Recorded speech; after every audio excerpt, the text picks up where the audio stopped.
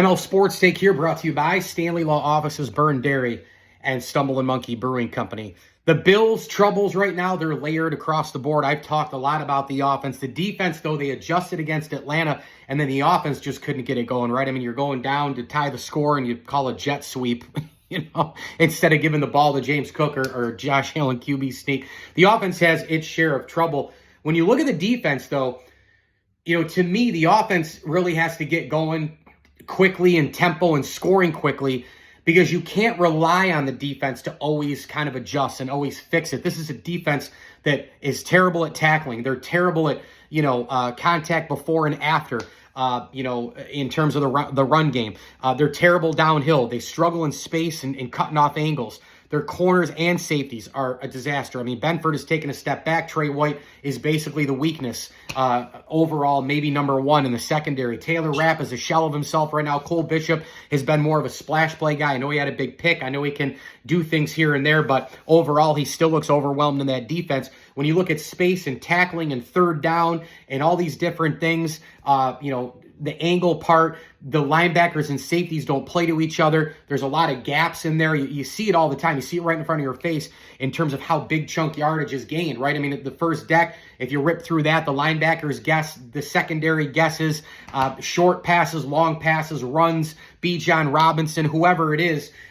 I would run the football right down their throats until they could prove that they could stop it. And then from there, you work some play action. You work whatever you want in man or zone. So this Bills defense, again, I think the offense has to do more overall than the defense, because they got to start putting up 30 points regularly and showing that they're prolific again with Josh Allen. And I know it's all layered, right? And the defense is bad. The offense is bad. You lose games across the board, blah, blah, blah. But if you think about the Falcons game, can you always rely on the defense to do what they did? If the offense is going to keep going like this, can you rely on the defense to keep getting stop after stop after stop?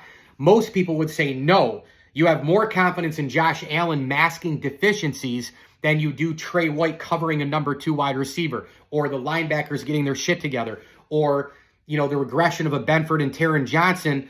Are those guys going to come back to where they used to be and start making unreal plays? Remember, this is usually under McDermott an opportunistic defense where they get a turnover, they work the short field, maybe a pick six, fumble return, etc. Well, guess what? Greg Rousseau blocked a field goal, and they still couldn't do anything with that. Greg Rousseau also jumped off sides when they got a fumble on the first play of the game against Atlanta. The Bills' defense was shredded against the Falcons. They weren't good against the Pats. They've given up tons of run yardage across the board. They were horrific against the Ravens in week 1.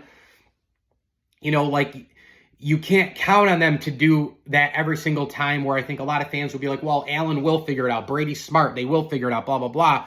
So it's kind of like a catch-22, which unit has to be even better to make up for the other one. The defense, there has to be some point in time, yes, where the offense gets a bunch of points to get that lead. And then on the other side, the defense has to make routine stops to keep the lead. That's why if the Bills ever get down by more than a possession, and it's 10, 17, 14 points, something like that, you're looking at both sides being so poor that they can't, one can't play off the other. They're both playing off each other in a bad way. So the Bills defense right now has layers and layers and layers of problems, and the offense is responsible for not getting down in the games so that the defense doesn't have to get as many stops like they did against Atlanta. You get down like that, eventually you can't keep asking them to get stops and get off the field on third down, which they can't really do anyway, or make tackles in the round game, which they really can't do anyway. You can't keep asking them to do that. So right now, all levels are not complementing each other in a positive way, and the defense is, I think, one of the worst in the NFL. It really is. And it's not a complete effort every game. It's a good quarter here, it's a good half here, only after they were bad.